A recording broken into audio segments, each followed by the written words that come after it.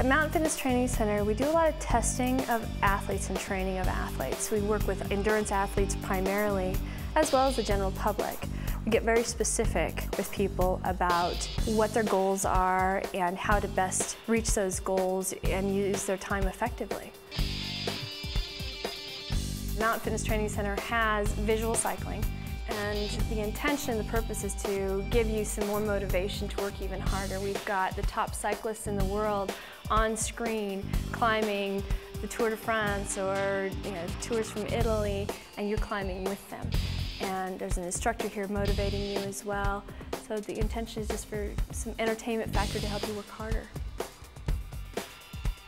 And we're partnered with some great organizations. The Boulder Center for Sports Medicine has a portable lab, and they will test you for your body's lactic acid production.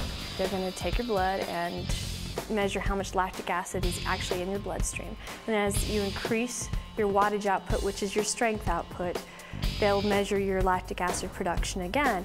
What that'll correlate to is your heart rate to lactic threshold. Lactic threshold is when your body starts producing more lactic acid than it can clear, and that's trainable. They'll correlate that to heart rate, and that will help determine how you specifically should personally train based on heart rate. The best exercise recommendations are based on your individual response to exercise, not a generalized workout plan. Today I'll be taking a lactate profile test to measure my body's response to exercise at increasing intensity levels. The information I get from this test will help me to develop a personalized training program for the best possible improvement. The reason that we measure lactate is that your body has two pathways to get energy. One is the aerobic or oxidative pathway, and for an endurance athlete, that's very important. Using oxygen to break down both carbohydrates and fats gives you a lot of energy, and it allows you to keep going for a long period of time. It's a very efficient use of those fuels. The other side of metabolism is anaerobic or non-oxidative metabolism. That's the one that results in production of lactic acid. The amount of lactic acid that's being produced versus what your body clears will change with exercise.